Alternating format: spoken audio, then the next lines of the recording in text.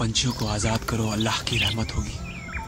अल्लाह के मखलूक को आजाद करो। उसने कहा था एक मजलूम को आजाद करने का मतलब है सारी इंसानियत को आजाद करना। आज मौका मिला है उसकी बात पर अमल करने का,